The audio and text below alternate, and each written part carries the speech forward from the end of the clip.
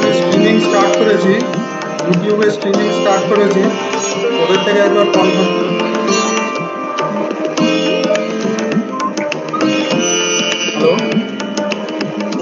Hello, ইউটিউবে start করেছি এটা স্ট্রিমিং, আমি ওদের থেকে একবার কনফার্মেশন নিয়ে বলছি।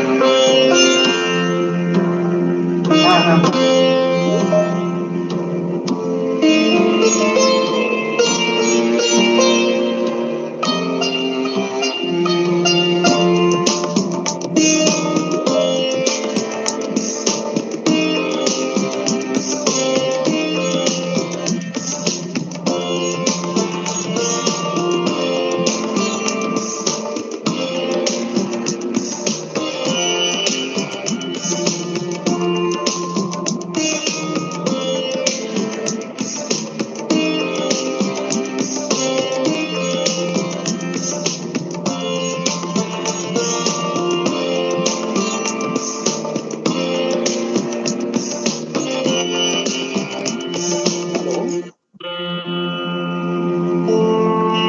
Yeah, I have already joined there, but it's as a participant, as an attendee. Yeah,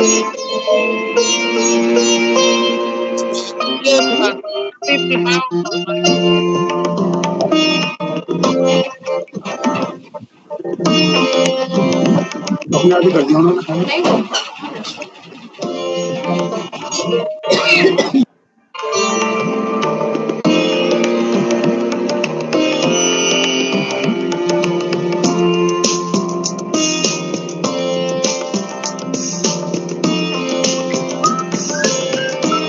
Hello?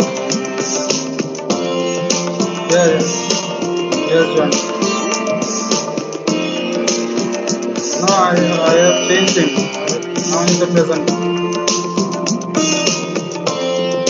Unmesh Power, yes, Pallavi sir has joined. Unmesh Power and DM Lizard.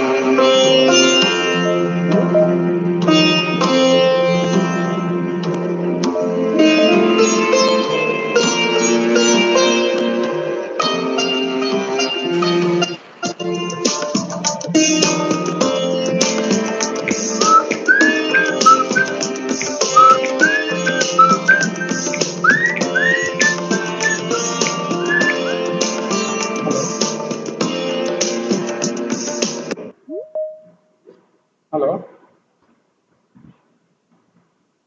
Okay, okay. Can you please share me the link Good afternoon, on? Unmesh. Can you please share me the link on Facebook and YouTube? Good afternoon. Can you text message? hear me? Can you see me? Very good आपको afternoon, message किया है sir. मैंने. Good afternoon. Yes, we can hear you. Okay, thank you. Thank you. Yeah. Yes, Dr. Paleris. Can you hear me? Yeah, I am able to hear you, sir. All right. All right.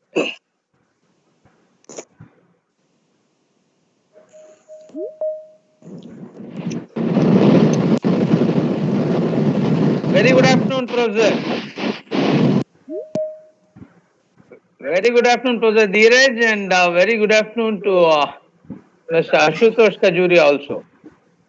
Hope you are able to Good hear afternoon. me. Yes, I can hear you Okay. loud and clear. Thank you. Thank you. Video mic off कर लो Okay. So, could I request people other than the panelists to switch off their video, please?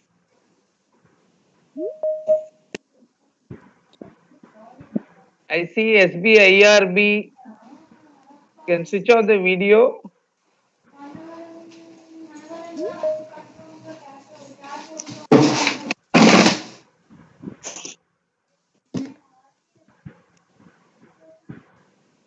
Is there a way I could be made a presenter so that I can move? I'm currently in as an No. Yeah. You'll move it. You'll move it. Our systems people are looking at it. You'll definitely move it.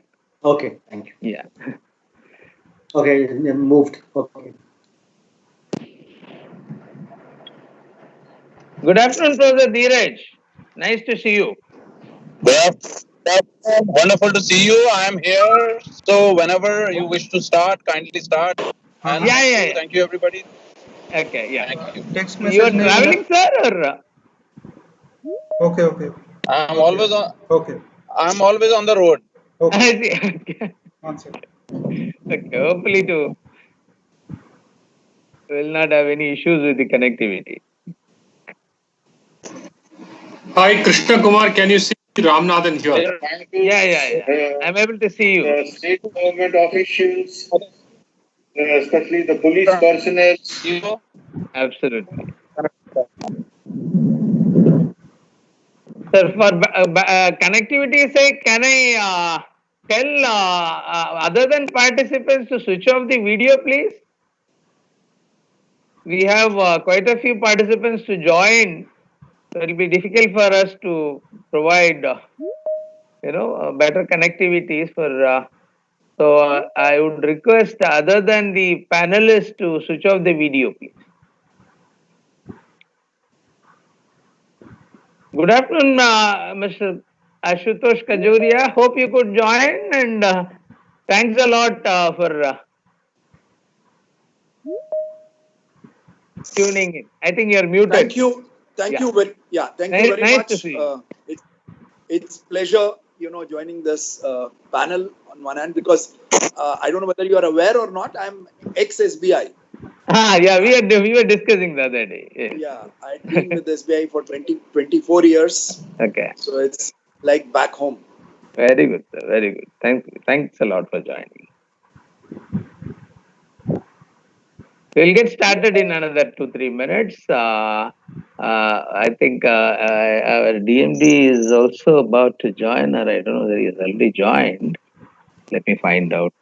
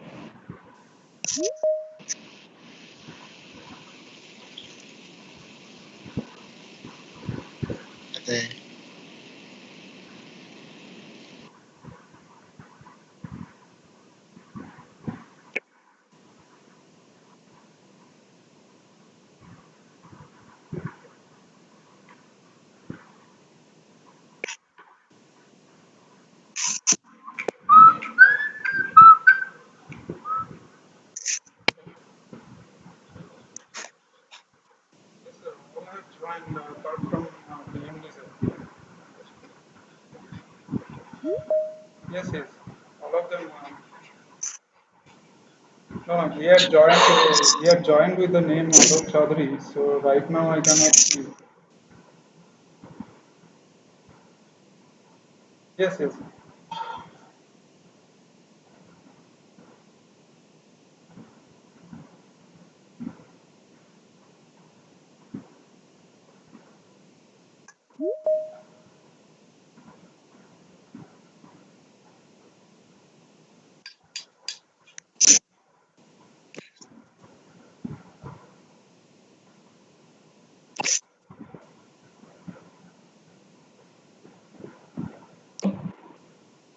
Hello.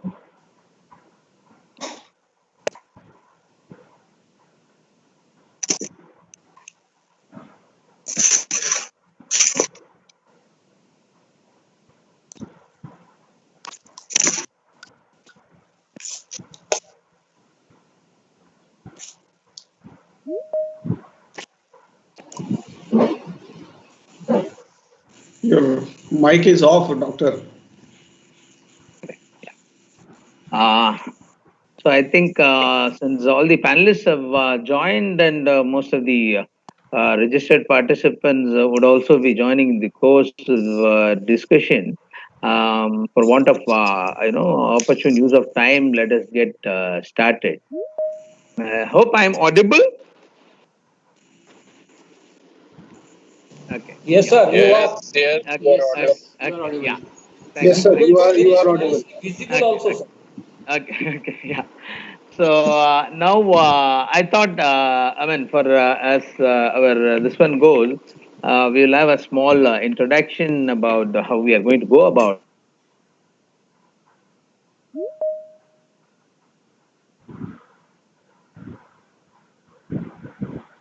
it, and panelists to switch off the video so that people watching have better connectivity and you can also enjoy the session as we proceed. As you know, SBIL, State Bank Institute of Leadership, which is the apex training institution of SBI, we have started this initiative a couple of months back, and this is a series of events which we are doing on very topical themes of relevancy at this very difficult point in time. In fact, in the course of the discussion, I will be taking you through what are the other programs we have conducted. And suffice it to say that the kind of response we had for our earlier programs started us feel to very bring in so many differentiated teams to articulate at this pandemic situation and explore different views from very esteemed panelists. So this is an event seventh or eighth in that series, and herein today we have a wonderful set of very veteran panelists discussing on the theme of reimagining organizational responses to the COVID impacted cultural shock. As we all know, that cultural shock is a term when we use when we are in kind of an alien environment in another country or so on, and when we find it difficult to adapt to situations and things like that.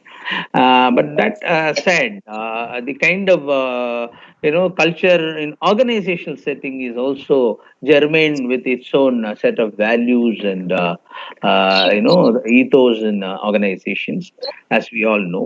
But now that after ever since COVID has struck, the people, the employees working in organizations themselves are unable to go to the organizations any a time, and now they're working from home, and many kind of hybrid systems are coming in, working maybe 2 days in a week and things like that. And we have gone into this pandemic, as you all know, by now that nearly about 5 to 6 months. We really don't know how long this will persist, and the psychologists say that if you do anything about 61 days, it becomes a habit in you, and incidentally habits form cultures also, and we need to understand the ramifications of many of this as we go ahead in terms of the organizational behavior that would entail the years and months and years to come after the post COVID situation. So it is in that context that we were trying to reimagine the organizational responses that are possible in this kind of a situation. And we are all in the same kind of situation, irrespective of whether we are a bank or a corporate or a civil society organization and so on. And so we need to understand the whole issue from very, very different perspectives, be it educational institution or be it defense services or be it banks or corporates and so on. And we have today with us a wonderful veteran professionals who had served long innings in their service to deliberate on this. And without wasting time, I am requesting our Director of State Bank Institute of Leadership, Mr. Saroj Kumar Patnaik, to welcome you all for this August gathering. In fact, he has been pretty indisposed out of health for a while, but still he has shown a lot of enthusiasm to come and inaugurate this. And I'm thankful to you. Over to you, Mr. Saroj Kumar. Yeah, good afternoon. Good afternoon to all the elite panelists. One thing I tell you, something which is intangible is your emotion and feelings. And right now, the SBIL has reached to this stage where this kind of things are happening, and my presence and my being involved is furthermore more important than what it is now. Just before starting this, just I'd like to add something to you. The most famous Albert Einstein, when he started, he said, the true sign of intelligence is not knowledge, it is the imagination. Right now, the topic is reimagining the organizational response. In fact, this topic, we have got it from our distinguished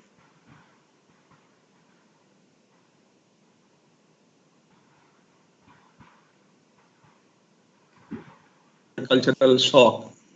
For the first time, it's not the knowledge. So because of that, the plethora of the panelists which you have been here, the erudite panel and the high-powered panel are from different aspects and different areas people are here. And I can assure that then to all the participants, those who are attached today, the participant has gone beyond 500 plus. When I'll give the data, then you can understand it is not only confined to India, it is across the globe. Multinational companies, nearly 22 companies are already registered. The university, nearly 22 universities are there. For foreign offices, there are 8 to 10 foreign offices are already there. What I mean to say is the relevance of the topic and the presence of panelists have raised to the level where the SBL feels very proud it has imbibed and it has widened the horizon. And in true sense, when the panelist is going to unfold and when Dr. Krishna Kumar is going to take it forward, I can tell you there would be a lot many takeaway than what we are thinking right now. First, when the DMD CDO has shared this, because earlier occasion when we have done it, the uncertain time, the HR areas, the change and challenges, that time also it has taken to its logical. The main motto of this SBIL is to build up or groom leaders in BFSI. But the present situation has gone to that extent, we have gone berserk. We have gone to left, right, center. But here we have always felt how the relevance has to be there, how the present position has to be there, how we are going to relate to the situation is there. Being the HR head of the entire country and SBI, the way he deals with the situation. Yesterday, I will say what are the things we can deal with the COVID. Every day there is a dynamic propositions. Every day there is a dynamic proposition, and here we are also not untouched. So this is the new thing, and this is where we are also trying to communicate, and we feel privileged, and at the same time we feel relevant. Okay, we have been also put to stake that we also connect with the people, and this technology as well as the topics, as well as the platform. These three factors actually bring us to the forefront, and we can take to its logical end. Here, before we are going to share out the panelists, few things. This is the forum I want to present to the SBIL what we have done. There is a too strong narrative. In the meantime, we have done it. For the first time, we have gone beyond boundaries. Our research fellow, Dr. Jagannath Malik, what he has done, he has roped in professor of Kobe University from Sato, and there was a research topic, and in that topic there has been a 2-hour discussion about the multinational functioning of Japanese during the COVID-19. And the today morning also there is a special conversation with a Professor Mohan by Dr. Vishwanathan. Over there also he also tried to present situation how the things are going to go on. But right now I'm facing a complete a different structure where there is a what should I name, a powerhouse panelist and along with our DMD CTO. And I can assure you that this kind of situation is very empowering. This kind of situation, this intensive process of getting connected in this difficult situation is definitely very empowering. And here we can put forth and we can put ourselves, our relevance, how we are going to connect with this. The kind of connect people have been done, the kind of registration people have been done for this topic. It is really awesome, and we have really been feel proud and privileged. A little bit of the details about the panelists for the participants, so that things are going to be in proper perspective. Sri Alok Kumar Chaudhary is one of the youngest DMD on board. All kind of operationals, whether it's a DMD CDO, whether it's a general manager operation, whether circle CGM of one of the most critical and the Delhi circle, he was the CGM before he has barged into as a DMD CDO of our great organization and during this difficult time. What else I can tell you? So this is and his leadership and under whom we are there, and we can assure that his thought process and his ideas, we always try and we try our best possible manner. And here I can assure that all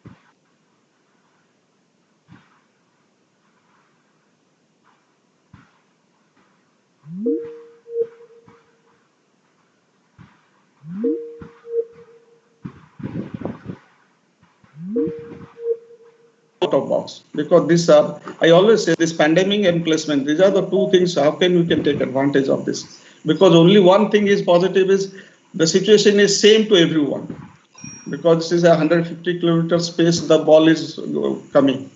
Someone is hitting to the boundary and someone is giving it to the slip. That depends on us. So here the situation is like that, and the kind of the demand or the kind of expectation the DMD has raised it, and now we are getting the benefit out of it. And now I'm introducing Ashutosh Khajuria. Just now he said he has been a SBI fellow for last 20 to 25 years. So we feel privileged, sir. Okay, we have been with you. And whenever the things will be normalcy, it would be my privilege to call you to my institute to deliberate, to interact with you. Before coming as a executive director of Federal Bank, he has got the checkered career of he was a CGM head treasury of ITBI Bank also. So other factors are there, but this much will do because of his earlier connection with SBI. We also feel more privileged. Regarding Mr. Unmesh Pawar, he had earlier already come to on board to us. And yeah, thank you very much. His 25 years of international experience building high performance leadership terms to business outcome is outstanding. Because I'm not going to share more about it, because the moment the interaction will start take place, the relevance of his presentation and the kind of knowledge he shares, the kind of inputs he's going to give, that will definitely. He had a 17-year stint in the Accenture. He had earlier career in Yale in Mastek, Tata, PLS Group. So long checkered career. I'm not reading it out. Areas of expertise, balance strategy, employee relation, inclusion and diversity, so on and so forth. So obviously, this kind of person is definitely bring a lot of content to the entire discussion. Regarding Professor Dheeraj Sharma, what else I can see? He's the Director, Indian Institute of Management, Rohtak. So his appointment is nothing less than approval by the Cabinet Committee of the Prime under the chairman of Prime Minister. The kind of his leadership or the kind of knowledge he shares, he has got to his name 100 articles published on topmost reputable international journals. He has got 10 books in domain specific in business management and leadership. His past nominee for Erika and Arnold Roger Awards for excellence in research. That is what should I say? That is a prestige for the entire country also. So the kind of knowledge he shares, the kind of inputs he is having is one of the, he has taught more than 100 training program, whether it's IAS, IPS, CAPS, IAS, IF, what should I say? The kind of knowledge is a power also far as knowledge is concerned. And now we are getting as a panel member. And the last but not the least is Mr. Prabhakaran Paleri. He is ex-Director General in Indian Coast Guard and he is ex-Director School of Management, National Institute of Technology, Kozhikode. So his ideas, he is a mixture of everything. He has got that exposure to the defense, he has got the exposure to the academics. So both ways he has got in such a, what should I say, it's a very heady cocktail kind of thing. So his performance is also, his previous alma mater is in the National Defense University, Washington, D.C., USA, where he was inducted into the Hall of Fame in 2009 also. He has a lot many research scholar under him after his retirement. Those who have done his postgraduate and PhD courses. He has got also immense caliber and capability so far. His talent and things are there. So what I am trying to say is, with all this erudite personality and the relevant of topic is there, I can very well think that definitely it must go on and I must take it forward. I hope I have not taken much of the time, but at the same time, I request Dr. Krishna Kumar, the way he has come forward and the way he has been doing it, it has to be maintained, it has to be taken further also. So here, I should not take much of the time. Thank you very much. Thank you, DMD sir, because you have only the real guiding force for us. Thank you very much. Now over to Dr. Krishna Kumar. Thank you. Thank you, Mr. Saroj, for your encouraging words. And we are highly thankful to you, despite being your health not permitting, you came forward and gave such a wonderful view of welcome to all the panelists as well as the participants. At this time, I should also say that when we are going live, this particular entire event is streamed in YouTube also.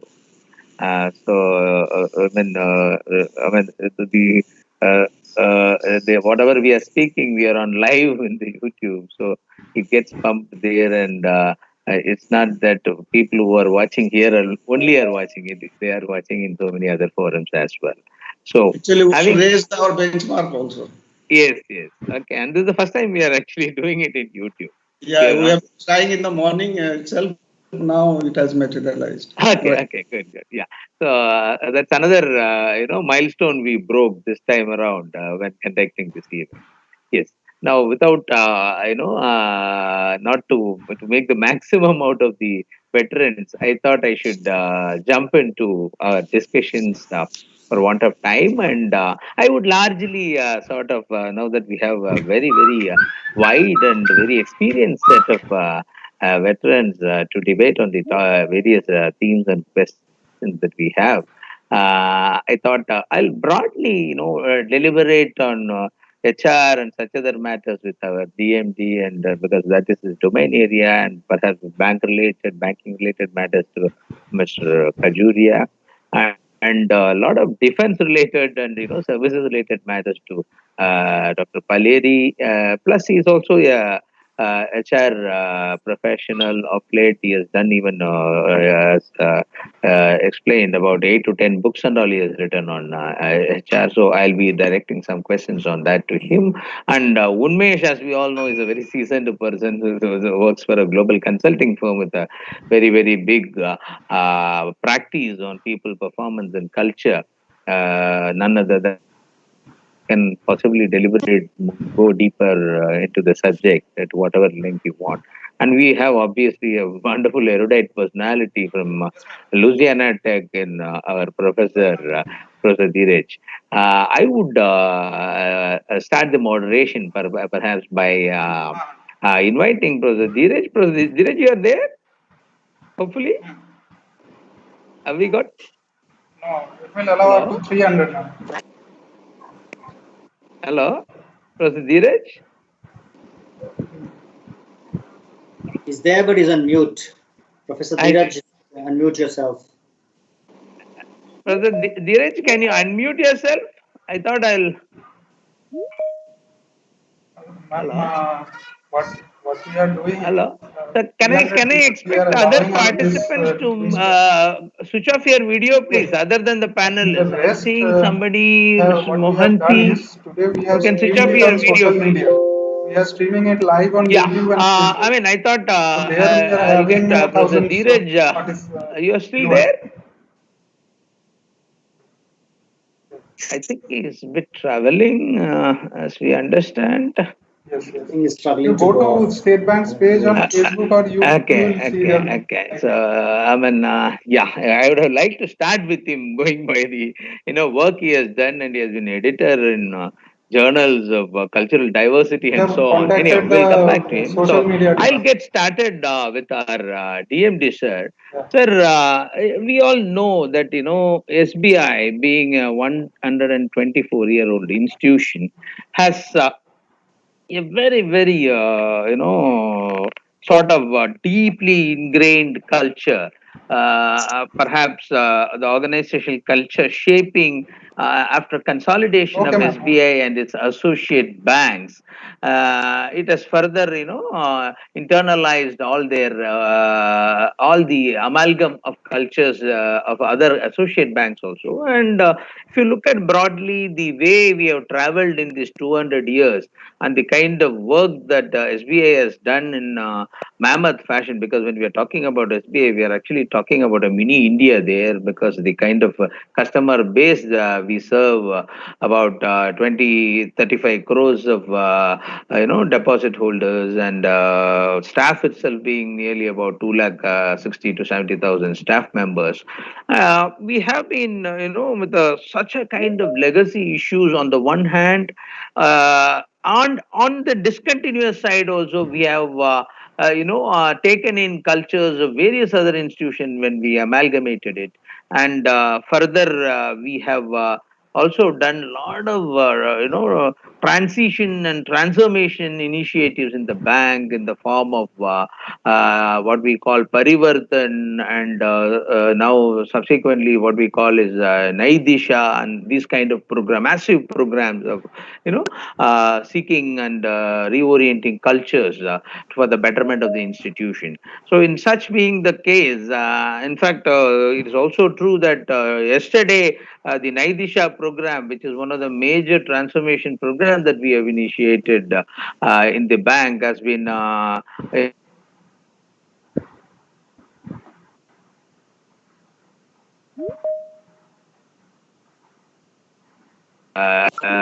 training and development and such other transformational initiatives.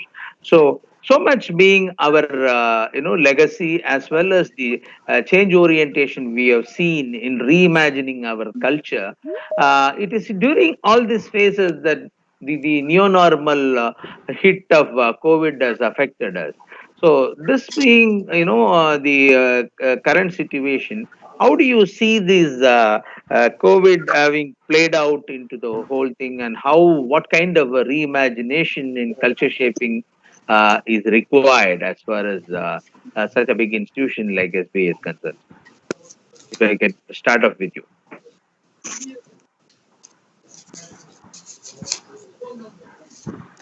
Thank you very much, Krishna. Thank So you, you sir. have given me a great canvas to paint the picture of SBI.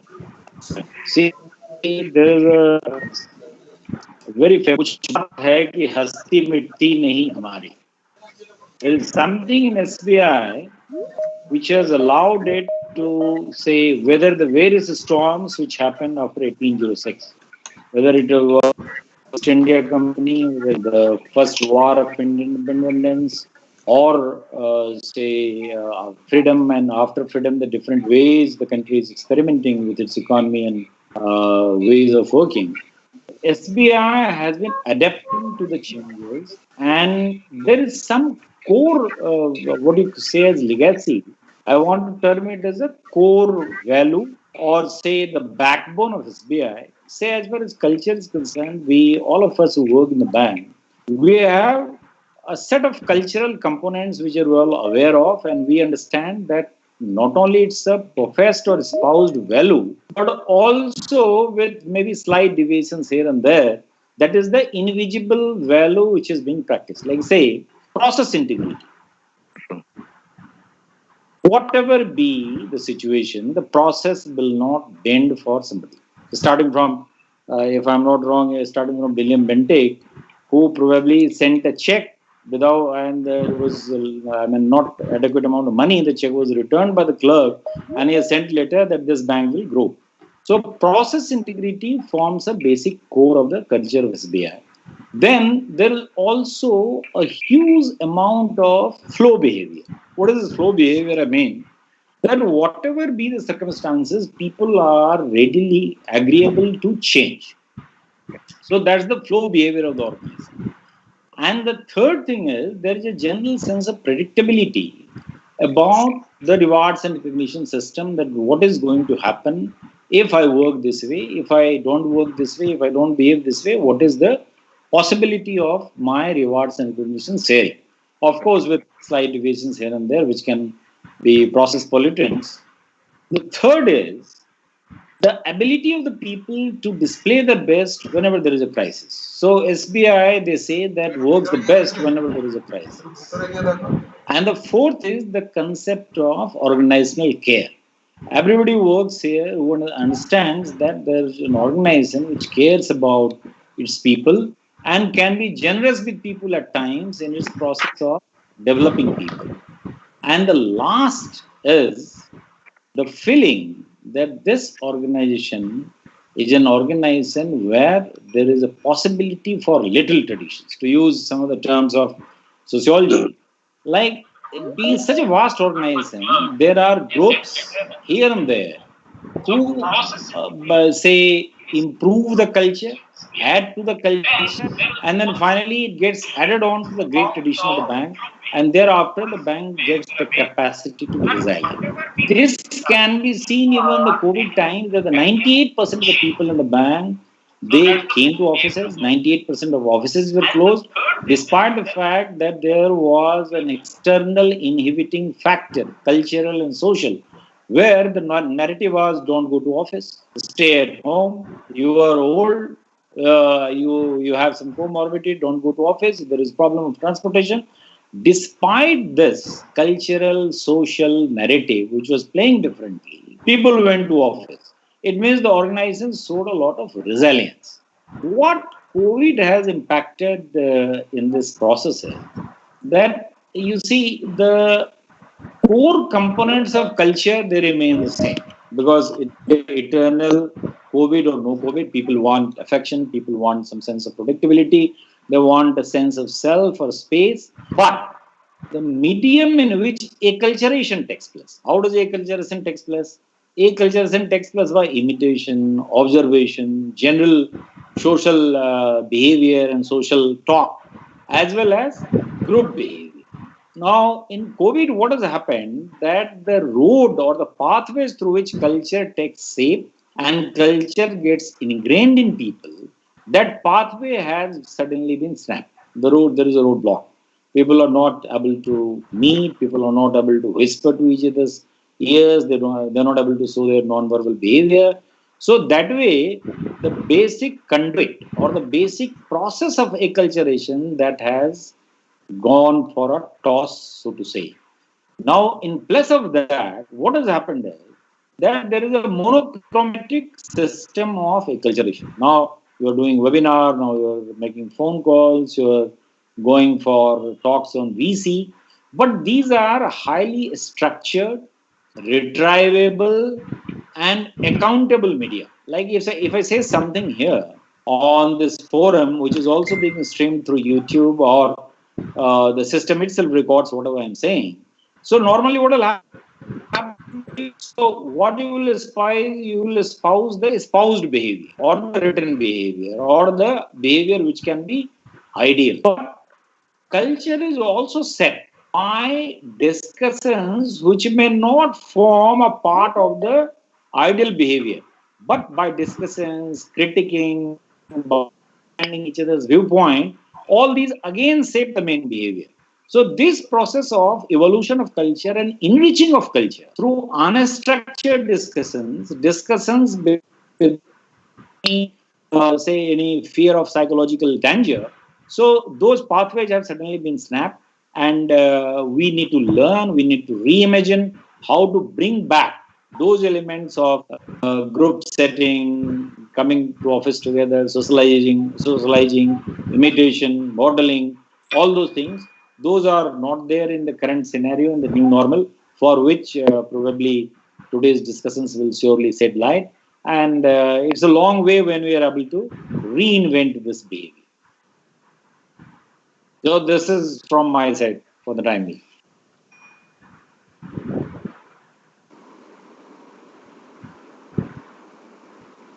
Dr. Krishna Kumar, you are muted.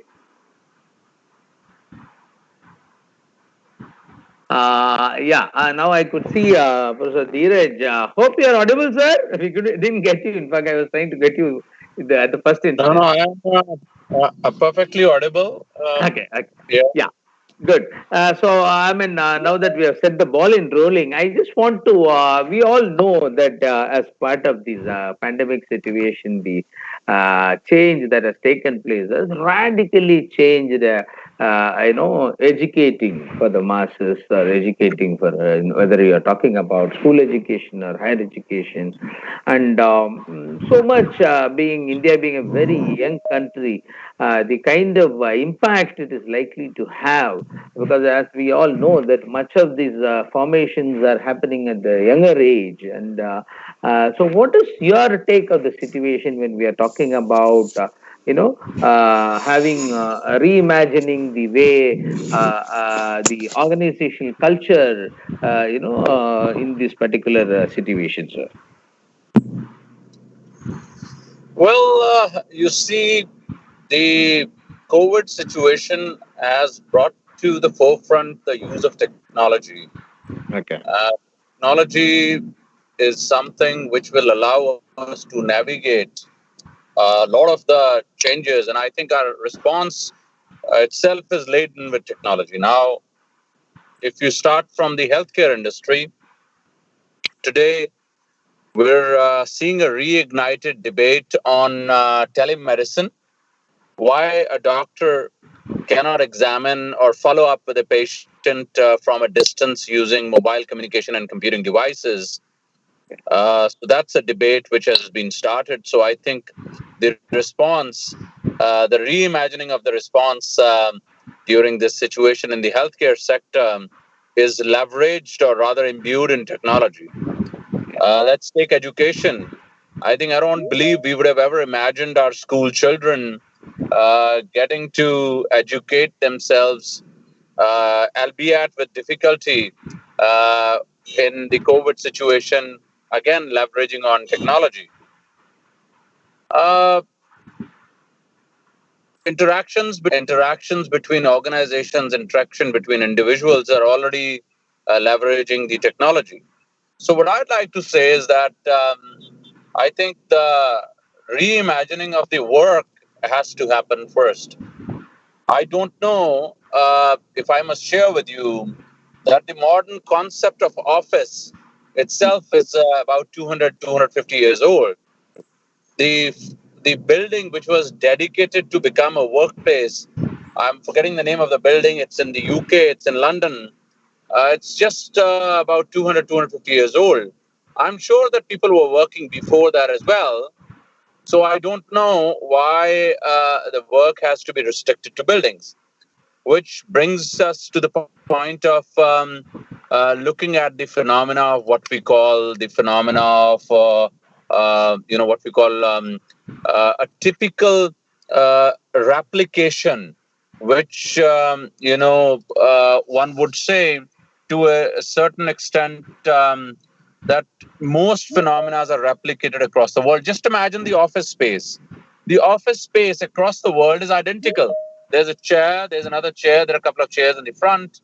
And this particular symbolic representation determines that we are quick to follow, but reimagining and redeveloping and reshaping does not happen very often. It should not also.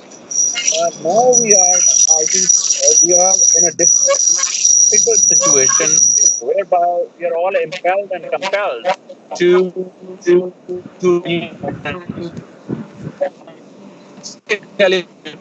micro incident of this level initiative might get it. 65% of the workforce, 65% of the workforce of Microsoft works from home or from client locations.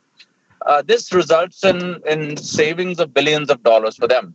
Now, I'm not saying that there is no importance of face-to-face time, but I think large number of activities can happen via telecommuting. Telecommuting has not. We have seen the benefits of people working from home. We have also seen benefits to the environment. So why telecommuting has not caught up in an Indian situation? While globally telecommuting has been embraced, why it has not caught on. Now, in the instances of North American context or European context, technology was there, and the mobile, I would say, internet penetration was very high, and the speed of internet was very high, and so people were able to leverage. The companies incentivized individuals to use technology and work from home because it would result in their savings. As a matter of fact, you would know that many companies even pay rent to individuals of the space that they're utilizing in their homes for their offices. Also take care of their internet and other facilities and so on. So why in Mumbai or in Bangalore or in Delhi this is not picked up? In Mumbai, a person is traveling 90 minutes in the morning, 90 minutes in the evening, still does not want to telecommute, even when options are available to them. I had on telecommuting in the North American context in 2011-12. I repeated that study in Indian context in 2015-16. Okay. One of the primary reasons why individuals in India do not wish to telecommute is number one is FOMO, fear of missing out, what is called FOMO, fear of missing out. Individuals believe that if they are not in the office surroundings, they will miss out on excellent opportunities which might otherwise be available to them if they were in the office. Also, the second reason is impression management. That I have to manage my impression around the office. That by being there, it is demonstrable that I'm doing something. Uh, the cultural concept is here. This is deeply rooted. That more is better. So a 2-hour speech is appreciated as an effort much more than 20 minutes, on and so forth. So that's a second reason, impression management. And third reason is that individuals lack, structure or understanding of their jobs and roles very clearly. So the intervening variables which can help take care of the situation in this context is number one, I think organizations need to disseminate information in a more transparent manner, more frequent and more easily accessible manner. Number two, they need to give very sharp roles to individuals.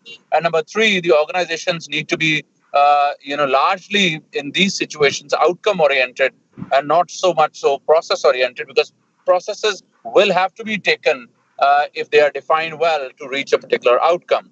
So in India too, we can overcome these cultural situations to take full advantage of telecommuting and leverage on and reimagine and redefine work in the post-COVID environment. Even when the pandemic goes away, I think we should all try and leverage on technology to get the best of technology. I mean, of course, individuals will talk about psychological influence of being inside, or psychological and mental ailments which result in individuals confined to smaller places. But I think that's a challenge one needs to confront, one needs to embrace and redefine work. If the courts in India, if the doctors in India, if the educators in India are embracing technology and trying to deliver their best given the current context situation, even with the technological challenges, I'm sure that the corporate world can take a cue from it and redefine and reimagine work as a response to the current context. And I think that's a challenge one needs to confront, one needs to embrace and redefine work. If the courts in India, if the educators in India, if the educators in India are embracing technology and trying to deliver their best given the current context situation, even with the technological challenges, I'm sure that the corporate world can take a cue from it and reimagine work as a response to COVID situation, overcoming the cultural barriers that are inherent in our situation. That's all I have to say.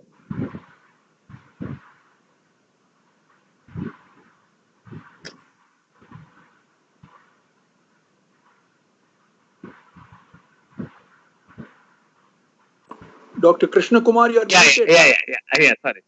Yeah. Wonderfully said, Professor Dheeraj. Hope I'm audible. You're audible. Okay. Yeah. Wonderfully said, Professor, and for having taken us through the way things are evolving, and how technology would play a huge role as we talk about the cultural changes that would further impet us to go for reimagining the way things. I would like to bring in here, our global consultant, Mr. Unmesh. Unmesh would obviously understand that the kind of change that has happened post-COVID, and we use often the word resilience. And if you look at the way, as Professor was telling, how various stakeholders in the system, be it municipal courts or our primary educational setups, or for that matter, health workers and everybody else, including the top-rung IT companies downwards to the village level workers, have moved on and started using various other means. Somewhere along, the kind of change it has brought about. They say that there is a lot of Indianness to it, because Indians never operated with the kind of SOP, and they are not consulted much of SOP every time many these kind of unforeseen circumstances, certain situations prevail. What is your take on it? And how is it going to play out when we are talking about the reimagining the culture? Please. Thank you very much, Professor Krishna Kumar and Dr. Krishna Kumar, and great thoughts shared by my other panelists. So I think what's happened to us is something that was clearly unanticipated. We are potentially staring at a recession that hasn't happened in the last 300 odd years. A very different kind of environment, and an environment, like you rightly said, for which there wasn't an SOP built. Right, all organizations had BCP plans, but all those BCP plans were truly tested to the core. All of us, most of us who are in C-suite roles today, have been to some management school or the other. And I can tell you that all of us struggle through this environment. So everything that they taught you at B school, this is an environment that has brought in very different learnings for us. What's happened over the last 5 months is potentially the learning of possibly a decade that has been crammed into the last 4 to 5 months. What organizations went through was like a normal curve. The first, when things happened, mostly the manufacturing, MSME, and other organizations, they all went through a process of just trying to adjust to what was happening, right? Suddenly, they got confronted with an environment where they had not moved down the IoT side or hadn't embraced the digital agenda, had suddenly a situation where what I would call the normal sense of the crying happened, right? Organizations were crying, saying, well, this complete lockdown, I'm facing a business loss, opportunity loss. Some organizations were smarter through that. So as they were going through all this pain, some of them were started to try out different things. And through that trying out of different things, you started to see organizations flying from that. There was a crying, there was a trying, and there was a flying happening. It's unimaginable that even in times like these, complete lockdown, and it's impressive that SBI being an essential service, the commitment that you had to the nation and people coming to work.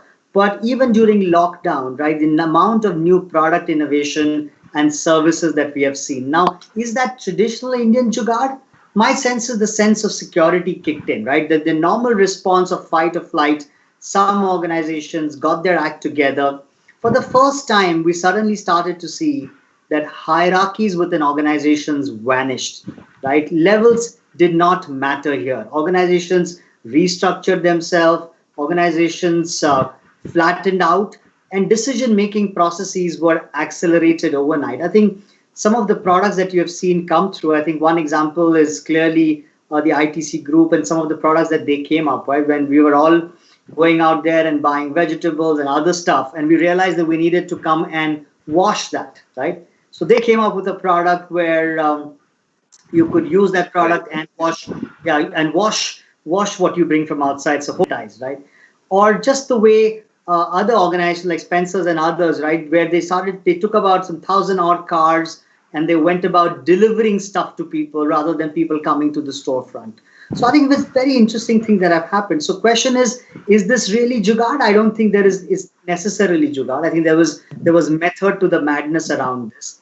And I'd like to believe that what this COVID environment has done for organizations, it has really shaken up some of the slack that had built into the system. And every organization today is facing tremendous economic headwind. And that has forced organizations to take a very hard look at their cost base, their operating cost, people cost, and what you heard Professor Dheeraj say some time back, that organizations are going to descale, are going to pull back from the real estate footprint that they've had. And it wouldn't be a surprise to say that 25 to 30% of organizations going forward, likelihood is that they're going to be working from home, they're going to be working from their hometowns, going to be working from a much more distributed environment than what you have traditionally experienced in the past. So that's going to be a reality which we are all going to see happen, where organizations are being delayered, organizations are going to be distributed. And I think some of the things that we have learned through this experience of the pandemic, of agility, of resilience, my sense is organizations are going to keep this at the core of their way forward strategy.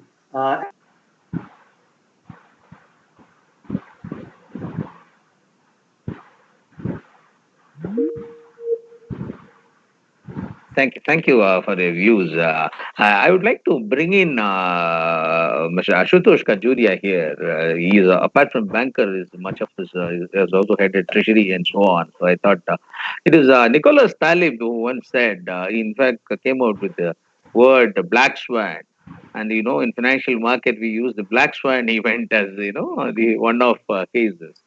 Even COVID was initially thought of to be a black swan event, but then it cannot be called no more an event, because you have been through the serial for about 5 to 6 months, so it is not a flash event anymore. And we really don't know to what extent we are going to be in this kind of a situation. And you notice that this has practically affected globally every enterprise and every markets and so on.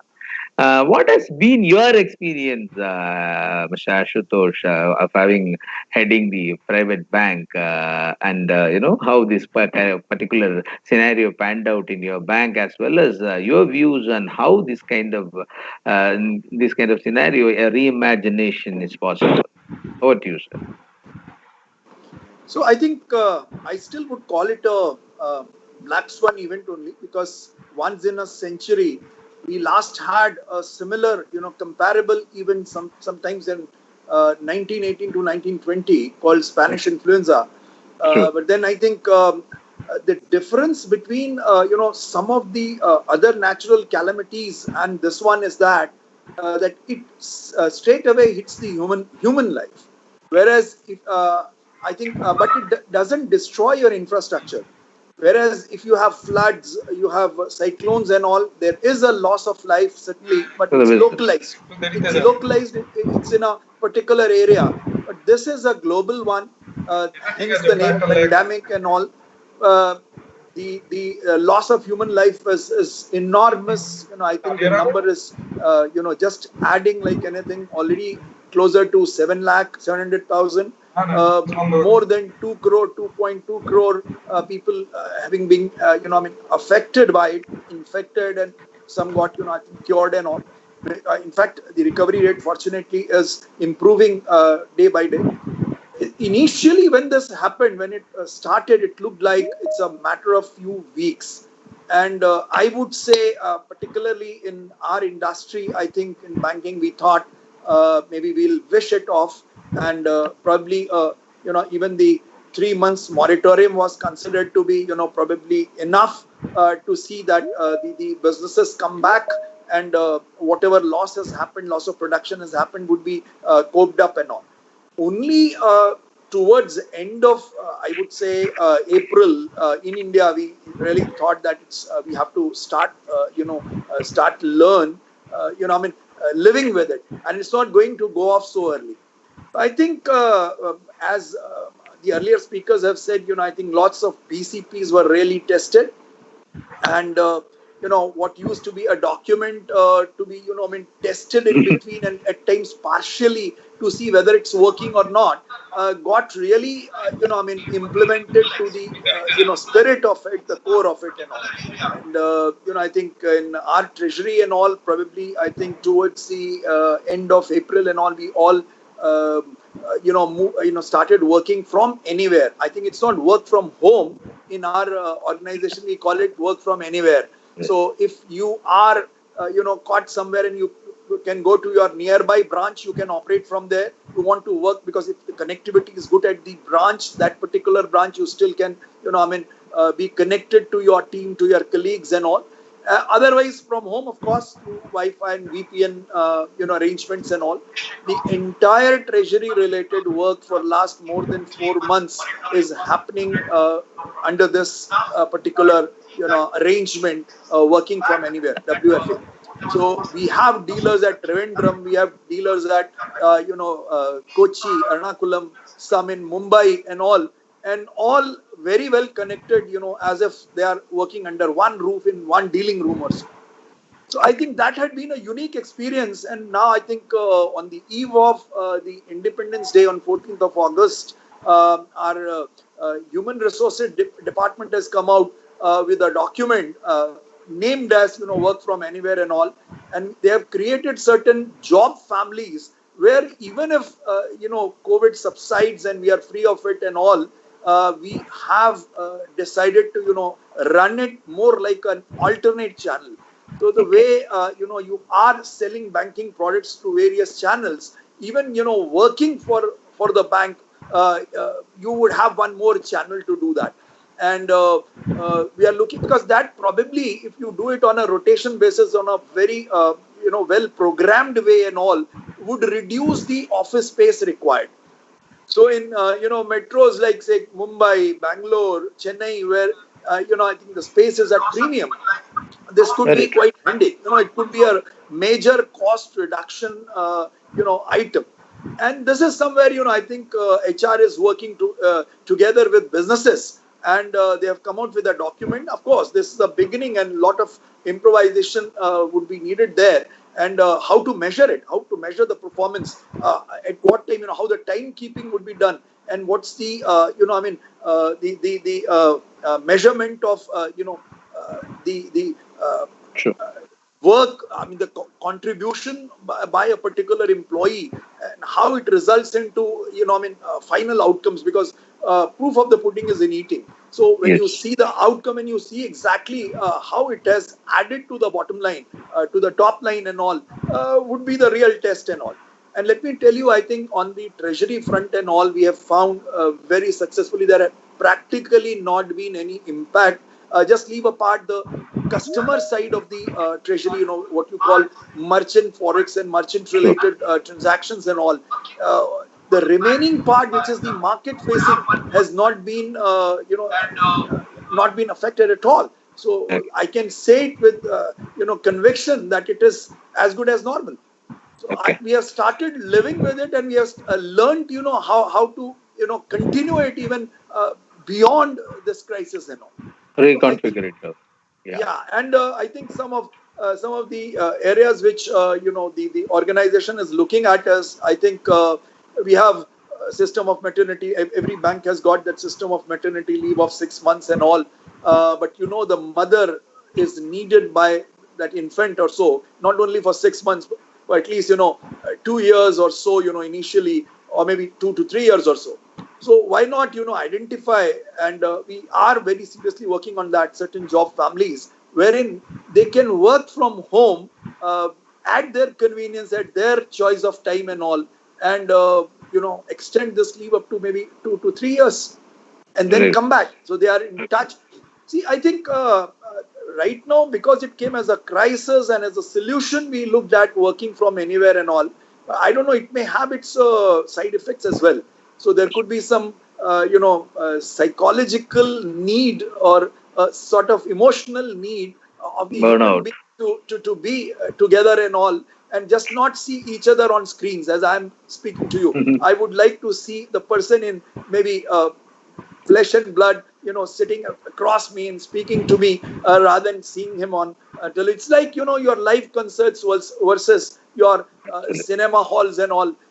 Despite seeing certain things, which you could see on TVs, dramas and all, people still like to go to, theater to watch the live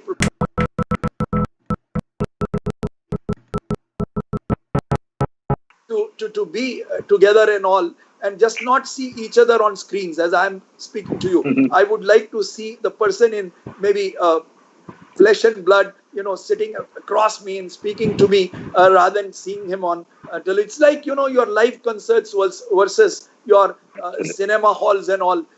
Despite seeing certain things, which you could see on TVs, dramas and all, people still like to go to, theater to watch the live performance of the artists, of the, the actors on a theater, on a drama stage and all. Very So good. I think Very well. it's a very delicate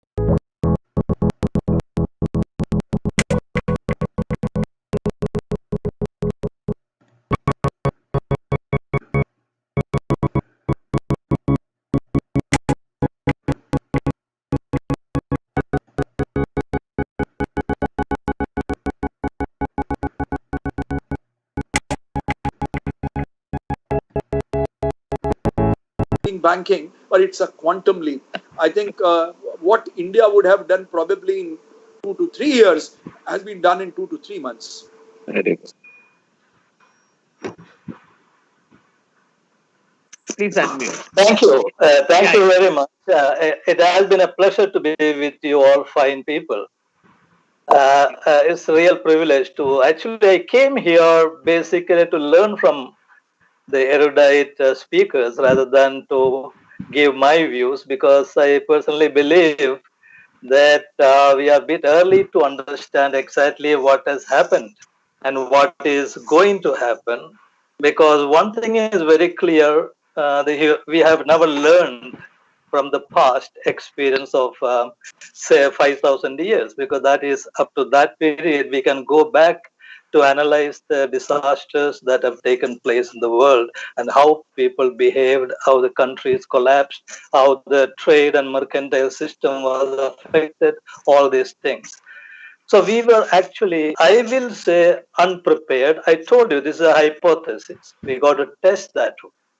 Now, when you mentioned about China, in fact, I should be actually angry with China, but I'm not, because I feel China is actually they have to see their life in the reality of the world, in which China is actually struggling to hold on to this world, and they're actually vacillating between the global reality as well as their own belief systems, which are not very compatible. China has a lot of problems of their own from the very beginning. So they will naturally try to strike a balance and come to the forefront and see that their future is not in danger. So that China will do many things which they have been doing from the very beginning. The country with 14 nations around it, which has got the maximum number of countries on its border in the world. So they will start eating away from the others, like nibbling into other territories, which are natural. But I'm not unduly perturbed about China, or I don't think our armed forces are unduly perturbed about China. But we have to be very, very careful, because we have a very unstable kind of a neighbor on the northern side, which is also would have been taken care of if we have been a bit careful about Tibet, because Tibet, actually we border Tibet, we don't border the previous old China. Now, I will not use the word belligerence, because belligerence was an old terminology in the time when anybody could walk into other country and perhaps take over those countries. Like maybe the last one I knew was Saddam Hussein walking into Kuwait, but that was for economic reasons, and there was some other mistakes which he has committed. Those kind of belligerence is not possible in the modern world. And China will continuously struggle to balance between their belief system. I use that word belief system. In fact, I don't want to call it any ism. Wrong. The top man doesn't, they never come to know. And this is what today some of the intelligence agencies believe. So somebody says that China deliberately hid it from the world. I don't believe. But the Chinese lower level managers or middle level hid it from the top. So the world never came to know. It won't happen in India because they're very transparent, relative. So I do not believe China, is there any cultural issue between China and India? But China is finding it very difficult with India today because of the political system, maybe, which again we have to study. And that is a proper trend, and that will keep India pressurizing China, India pressurizing others who are with China, like Turkey, like Pakistan. And China has many other plans which are all, and they have to have a relook at it. So they are slowing down. And similarly, if we are also slowing down, then the relative distance between us will still remain the same. So this is an opportunity for us to move forward when China is slowing down. That's all what I can say at this moment. Okay, sir. Okay, sir. Very well, sir. I'll come back to you and try to understand more of it as we proceed, sir. Yeah, I'll again want to pitch it with our Mr. Alok. Sir, we all know that, as other speakers have said, the technology part is likely to be going in a very rocket speed, and COVID has only fast tracked it. Is what everybody's opinion seem to be, and we know that when we are talking about technology adoption, BFSI sector is one of the top. You look at any balance sheet of any IT company, the revenue stream they get from BFSI projects are much higher than any other thing. And be it all the technologies that we are talking about, they experiment it in banking, and the way fintechs and other companies are breathing down on the space which was earlier called banking, and now that the difference between banks and non-banks are getting thinned by the day. What kind of cultural changes you would see impacting us when this whole reimagination takes place? One, and two, are people resilient enough to understand it and adopt and reskill and so on? So your take on that? Sir, I think you're muted, sir. Yeah, sorry. So I'll take the second question first about the resilience of people. Okay. See, all the learning and adaptation which happens, it is because of the context as well as the need. Now, anybody who is working anywhere, because of all of us are spending our working lives, and we have a particular goal to perform. The goal is to say primarily to get our wages for our activities, personal activities, and for our own consumption, or maybe growth and savings and investments. But the second thing is we also have a sort of human need for time structuring, and human need for remaining relevant to the society where we are. So when everybody around is displaying a certain sort of behavior, it is incumbent upon the next person to fall in line.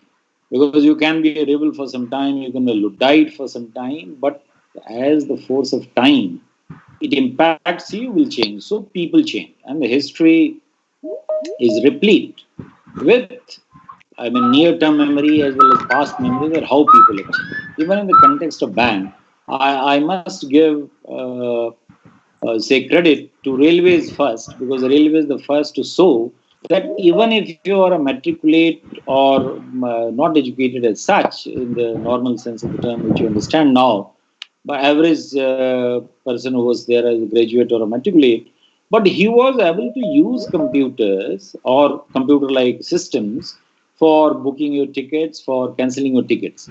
Now come to bank. When we started computerization, it was a long drawn affair with all the stakeholders, and almost everybody, maybe some of the leaders, because they were clairvoyants and they could visualize the future because of their experience and exposure.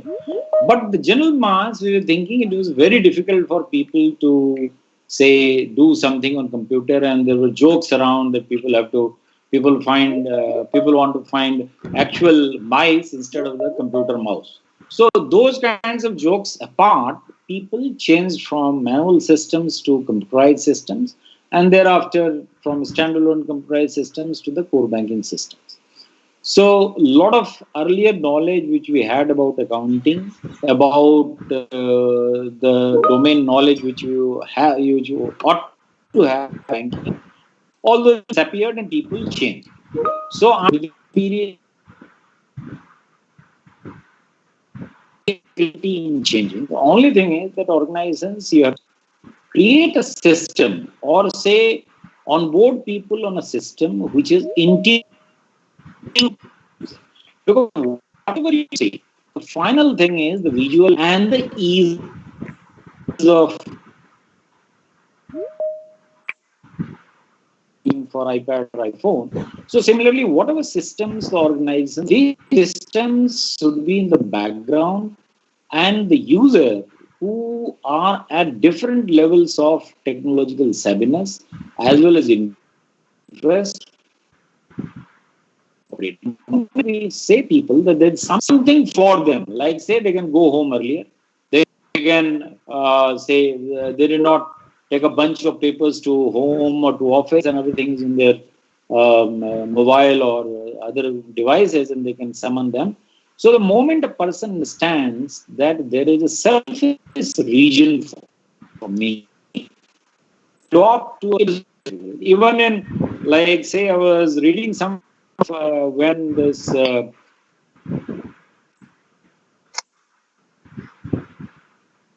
so what is they in the night they kept the potatoes somewhere on the road and allowed people to take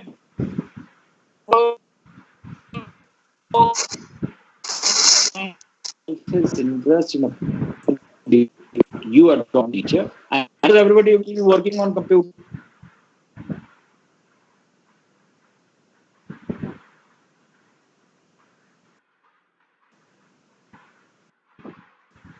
I think the cultural impact which I see, we have listened about cost optimization. We have also listened about how technology can, or the capacity of technology to reorient work, to say make even solid work as liquid work, what you say malleable work, which is malleable to WFA or malleable to location independent. Now,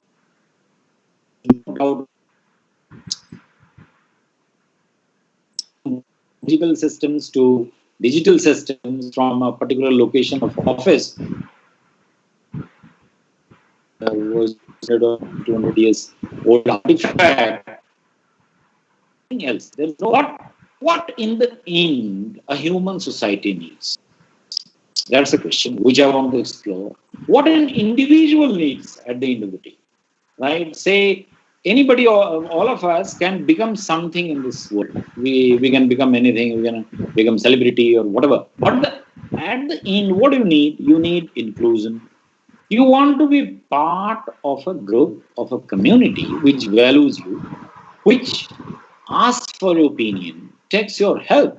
Now, imagine somebody not coming to your class for reading. You may be a professor of Wharton or whatever, but if the students they don't like you, so that is why many a times you'll find that people, the professors with say lesser validated professional competence, they get more students, they get more PhDs to work with, they get more invites from different kinds of organizations to participate. What is that?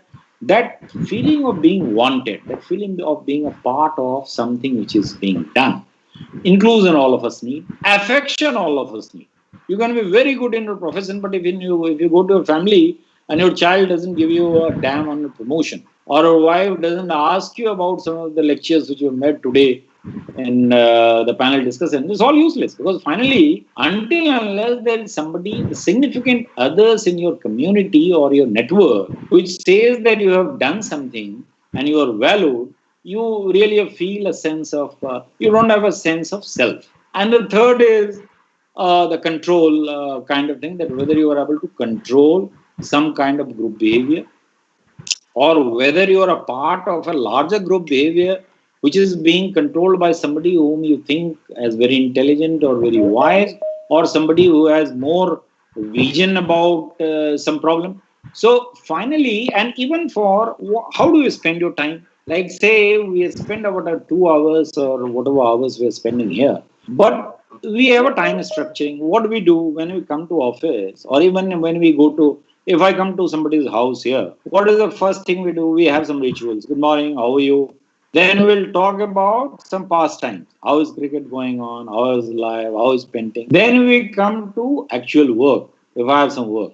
Then during the work, we start playing games. Either will we start playing games trying to find out your existential need, your existential crisis in life, trying to take advantage of your say personal preferences and getting my work done, or we enter into a real intimacy where we consider each other as a part of a larger design, and we consider each other fortunate to have known each other. Now this entire time structuring which you do in 60, 70 years of our life, what is going to happen in a system where there is a technological competence to transport, translate, or what you say, cramp the 10 years knowledge or acceleration into a single hour?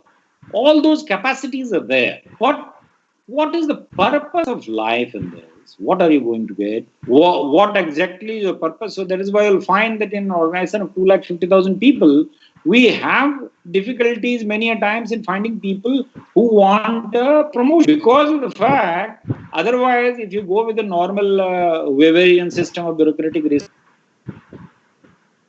want to become a head of a company, but no, that's not the fact, because people have different expectations from the life, but in technologically changed COVID induced cultural shock, these questions will uh, cost optimization or balance it.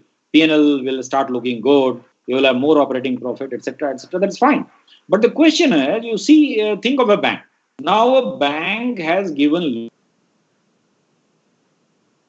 loans and huge amounts of that, which is a national money, national savings, national wealth. Now this has been invested in those malls, in those big offices, and the trappings of the big offices. Right? And there are a huge number of other economic agents and the network of economic functionaries who are supporting this structure. Now, if all these malls, if all these offices are going to get abandoned, then we have ghost cities of China, or ghost cities of Japan, ghost cities of Italy. So, under these circumstances, what is going to happen? Because you and I are in the C-suite, we have suits and boots, and if you're working in a public sector as of now, your predictability about your future cash flows as of now appears to be sort of positive. But you think of the people who are in gig economy, think of the people who are working in private sector, think of the people, because whatever we are discussing, we are just touching 5% of the working population.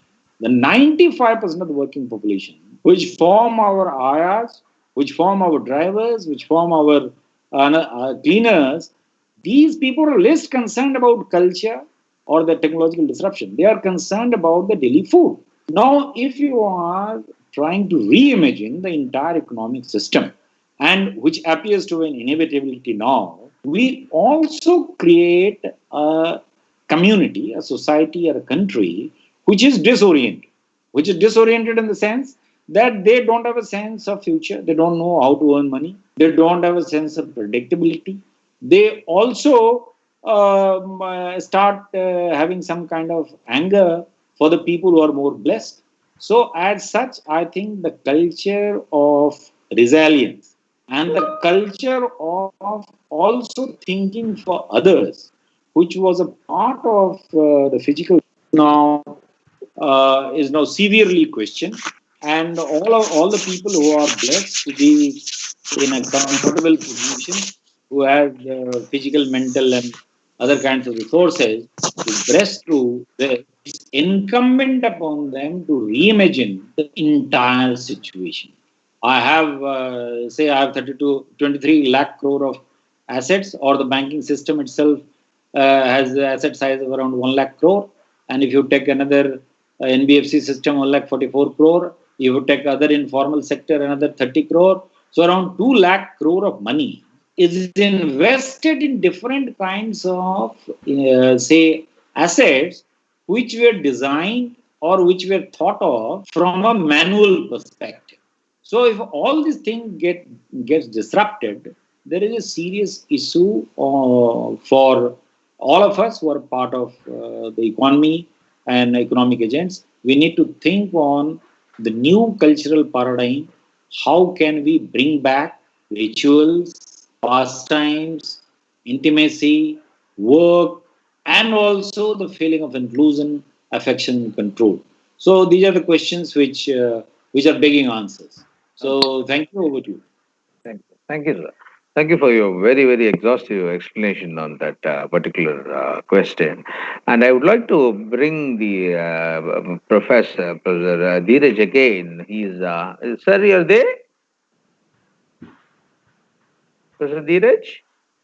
Yes, this question is to you. As you're a professor of marketing, when you look at the way the in the pandemic situation, you would notice that even the field of marketing nowadays has gone totally online. And post-pandemic, for people, whether you're talking about e-commerce sites or every other thing, is happening in the online space. And there is a big concern on the way the consumer behavior would pan out in the post-pandemic situations.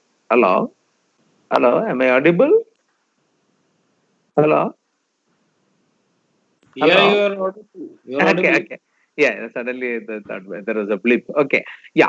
So so in such a situation, I really want to know: will the now people have started becoming very frugal, under their spending patterns have changed. They are perhaps looking more bothered about the essentials than necessities and luxuries and all. And whether this frugality will continue to be a long-standing trend is a question everyone's mind. And these things obviously has got a back home economics for X or Y. As we know, the consumer of one produce is actually the supplier of another also.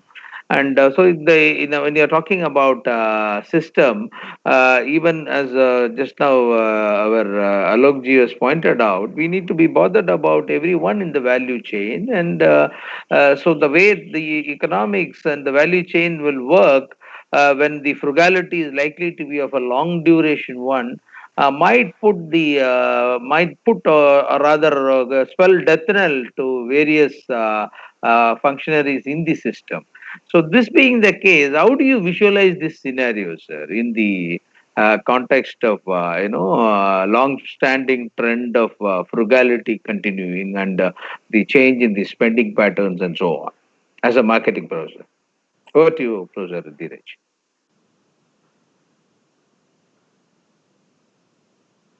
Hello,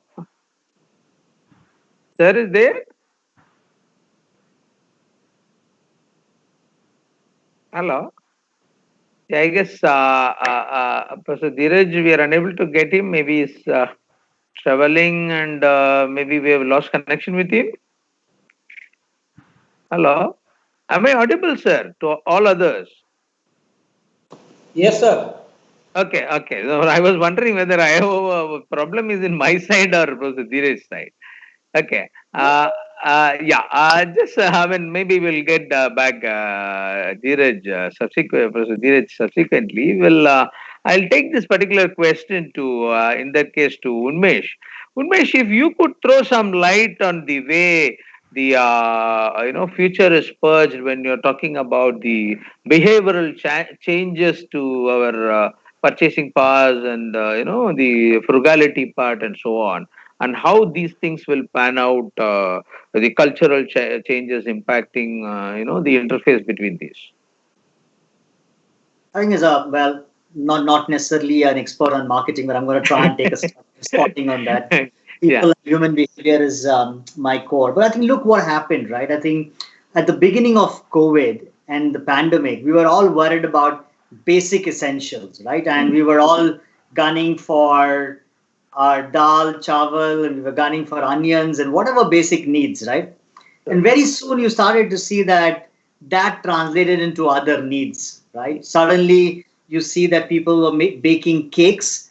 And I don't know what you guys know, but vanilla essence was one of the most scarce commodities in the marketplace. You try and find vanilla essence anywhere. There wasn't vanilla essence available because people were baking cakes at home. And then suddenly you started seeing a new wave of this whole thing about this new coffee craze called the Dalgona coffee happening, right? So what you started to see happening very interestingly is the first initial reaction was to try and get the basic needs in order. Once your basic needs are met and people got comfortable with it, we as human, if we have the purchasing power, there is an innate need for us to step up to what potentially is on the ancillary, what next, right?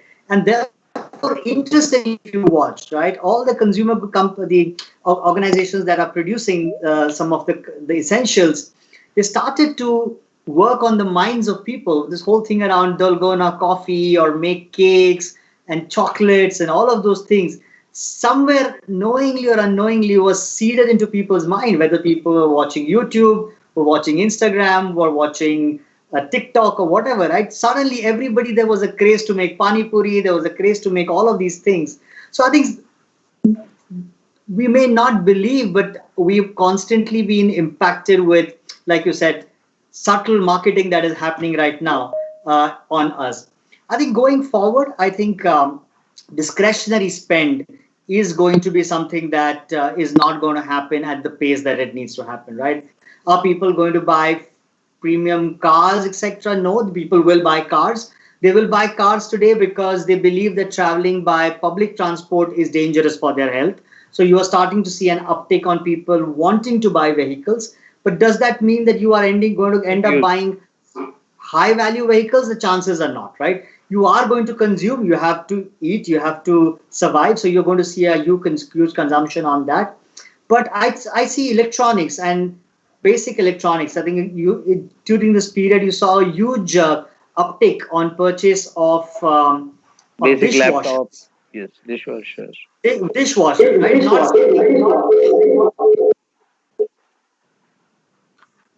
Dishwashers, which is not something very common in Indian household, but suddenly you saw that happening.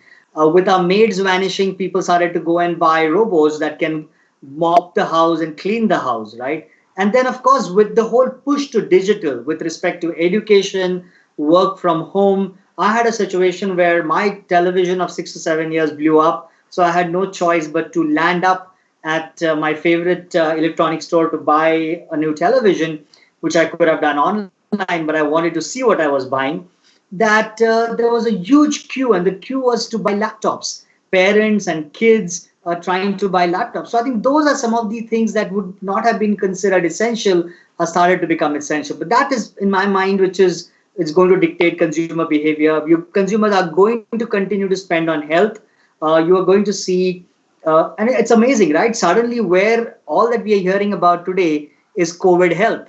What about people who had heart ailments and other ailments? Where are they suddenly vanished? Now, the question is, because people are staying at home, some of their infections or some of their health is better controlled? I don't have the answer. But my sense is once things start to open up much more than what they have today, you're going to start to see a new spend pattern on all that backlog of people that haven't got and sought medical attention. You're going to start to experience that. I think through some of the conversations that that Mr. Alok has said and Dheeraj has said, my worry is some of the pathos of people working from home, from confined spaces, is going to cause elements around some element of mental health issues.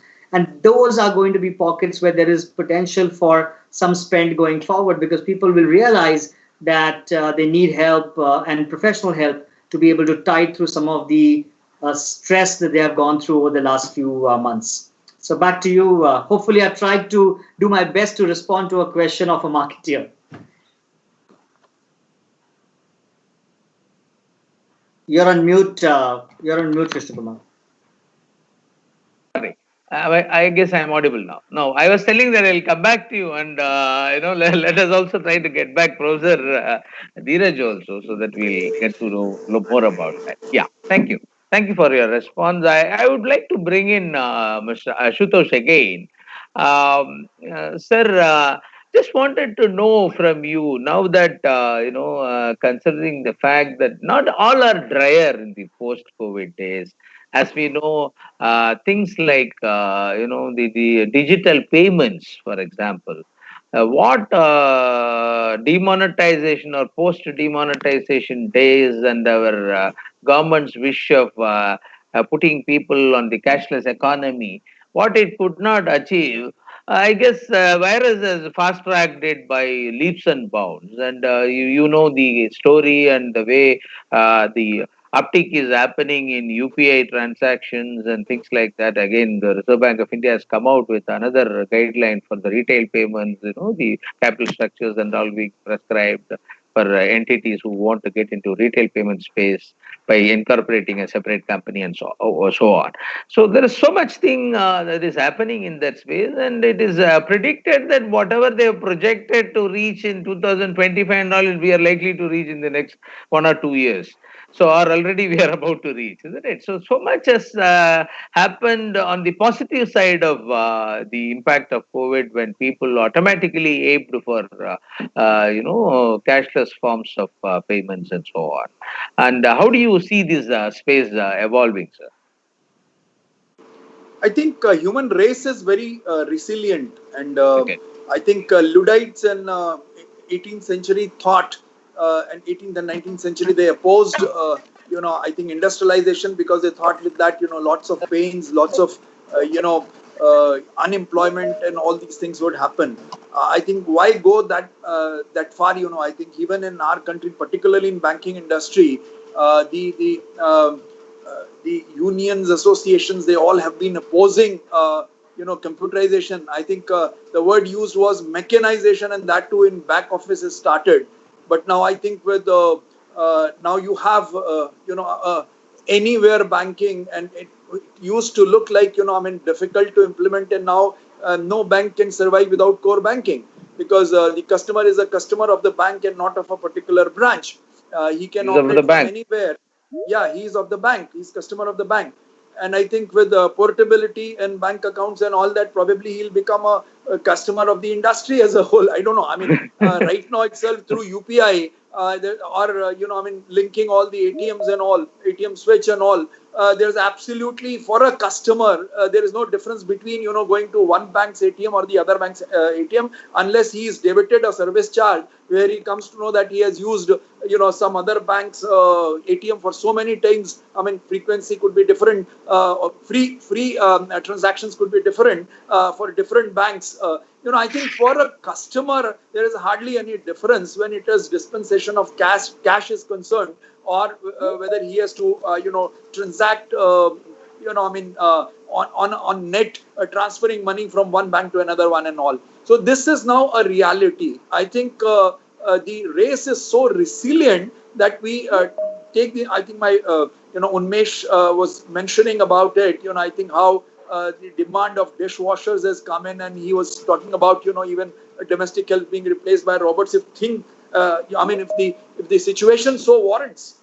Okay. So I think what you have said, I think this digital transactions and all is a reality, and it is, as I spoke about it earlier. Also, it's a quantum leap that has happened. What, as you rightly said, what would have happened in probably 2024-25 has happened in 2021 itself, financial year 2021 itself.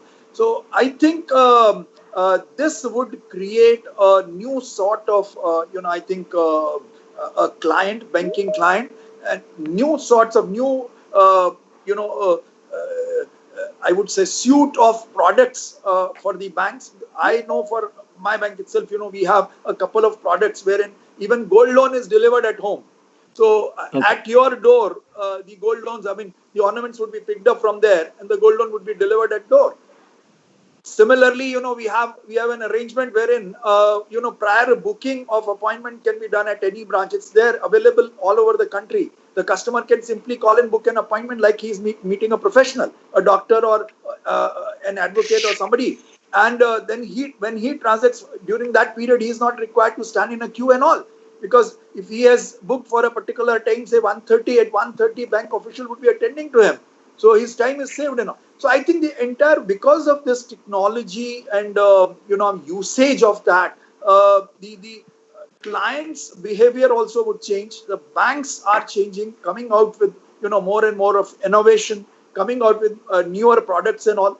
Now, who would have thought of against gold ornaments to have an overdraft product or a cash credit type of product and all, wherein you can deposit your money, have a zero debit balance overnight, so you're not charged any interest on that. Next day you want to draw, you draw it, and as your money comes back, you again deposit more, like the way overdraft is done against fixed deposits, against specified securities like NSCs and all. So like against gold jewelry also, you have a particular drawing power given to you, and you can, this digi gold, we call it in our bank, we call it digi gold and all. So like that, I think product innovations are happening. Channels are getting innovated. The new generation, leave apart Generation Z and Generation Y, even Generation X is not ready to come to bank premises to transact. They just want to get everything done, digitally or delivered at their doorsteps. Yeah. So like Kirana items are being delivered now because of COVID and all through Amazon or any other, channel, basket, what's that, a big basket and all those things, the way these are being delivered at home. Banking services also would be delivered at home and all. Why home? At the place of your choice. Where exactly do you want to have it? At your office, not necessarily home. Not necessarily home. So I think the change is quite fast. COVID has accelerated the pace. In any case, these things were to come, and as the technology was developing, now we have put it on a fast track mode. So everything is happening much faster than what it was on the normal pace, roadmap. Okay. Okay. Thank you. Thank you for your exhaustive answers. Thank you. Yeah, I would. I just wanted to know whether Professor Dheeraj is still there, or I don't know whether we are able to establish connection with him. Professor Dheeraj. Hello, Professor Dheeraj. I guess we are not getting through to him. Okay, let us wait for him. I guess he's traveling. I'll try to connect to Dr. Paleri again. Paleri sir, you're there? Hello? Yes, yes, Yes, yes. okay. Yeah, hope I'm audible. Yeah, suddenly a lot of blips are happening. I really don't know. We are all connected from various places. Yeah, fine. So this is a question actually I really wanted to ask you. Ever since we started talking about the way to come from the pandemic situation. As you know, the economic package of Atmanirbhar Bharat Abhiyan was reeled out by the government, and then even in the Independence Day speech of the Prime Minister, he has started talking about vocal for local, and he is talking about great indigenization when it comes to defense production also. And as you all know that there is always a theory which says that defense production, if you are able to crack, because we are also parallelly talking about don't make for only India, make for the world. And if we want to reach across to the international markets, they say the best thing to achieve that objective is actually defense production. And because the moment you crack defense production, you have cracked technology, you have cracked material science, and so on and so forth.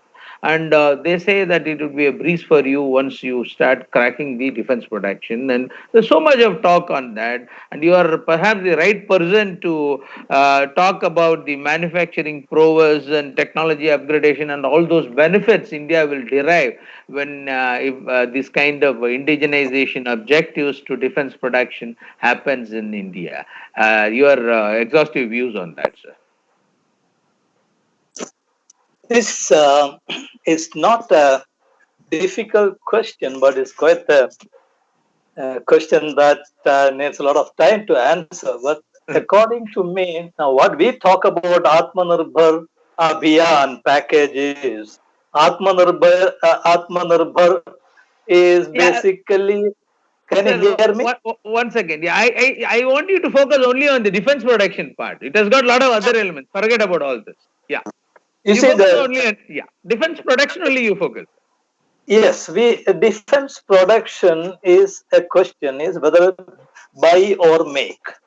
Okay. Now, we normally do that. Shall we outsource or shall we do that? But in war situations, in a conflict situations, if you're engaged in it, I prefer buy because war is an economic loss actually unless you are making the equipment and selling it. This is what the example which we can learn from the United States after the Second World War, as well as the Soviet Union after the Second World War. They built it up, and there are few other examples also. And if you look at the history of India, India was one of the countries which was involved in wars almost all the time, even before we got independence. And after independence, Indian soldiers were there all over the world fighting, either for India or for other countries, under British or before or afterwards. You fight against Alexander, you fight in Burma, you fight in Second World War, and soldiers fought all over the world for India, and they proved to be one of the best soldiers in the world. Now, the Indian Armed Forces is a war experienced armed force, and that is why India at least should have had defense production with it. One is that we spend a lot of money post independence in fighting wars and buying equipment from Russia, buying equipment from other countries, and even now we are doing that. That is fine as long as you can do it, because my argument is that if I buy a particular weapon from a particular country, I can at least say that I will never be engaged in war with that country. I mean, that's a very interesting principle which I normally always put across. But that is the only advantage, because those countries can take us for a ride by passing it on to other countries who are against us, and they also drain off our money. So we need to be Atmanirbhar in defense production. There is no other answer to this, because this is the best choice. Secondly, the money which we lose in war and conflict, we can recover and even make profit in that.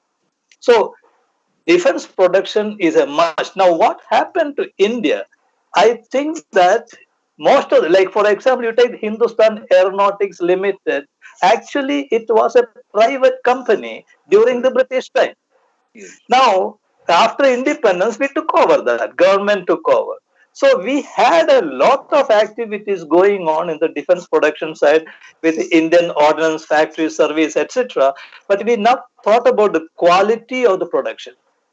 Now, if we do that now, we may be able to make equipment and arms and ammunition needed for our armed forces, and also improve their quality step by step, which we are entering into it. Indian Ordnance Factory Service was there, but they were not very productive. They were not quality conscious as far as the weapons are concerned, as well as the strategic equipment are concerned. Now, the problem which I foresee is that There are examples where our NAT has shot down other aircraft and things like that, but our quality consciousness, our strategic advantage over the adversary will be reduced, and we will never be able to make quality specific equipment. But fortunately, we are going ahead in that, and we are doing that. And also, I know we are even making equipment for other countries, the kind of weapons which we don't have. I understand they are making ammunition for American weapons for America, not for us. That is there. So it's only a matter of a changeover, which if the government focuses, we will be able to get into that. With the government is actually doing it, but it may take time, and we have to have a lot of patience for that. Okay, thank you, sir. Thank you for your clarity on that particular item, because I remember that in many of our literature of late they have started. I was talking about the importance of defense production and how India should take it seriously. Yeah. Now this is one more. In fact, I will again bring in Mr. Ashutosh. In fact, with that particular last question, we may have to relieve Mr. Ashutosh because he has to join a meeting. So, sir, before we bid goodbye to you, I want to ask one more question. See, this is on, there is almost all the economists and planners are talking about keeping the MSME story intact in the entire growth story of the India. And as we all know, when in this pandemic situation, it is that MSME that got affected the maximum. And incidentally, it includes your startups, the entrepreneurial ecosystem, and so on. And for the India story to continue, we obviously require MSMEs because they are the biggest employers in our scheme of things, and they are present in the entire value chain. And even when you look at exports, 50% of those exports are actually into MSMEs and so on.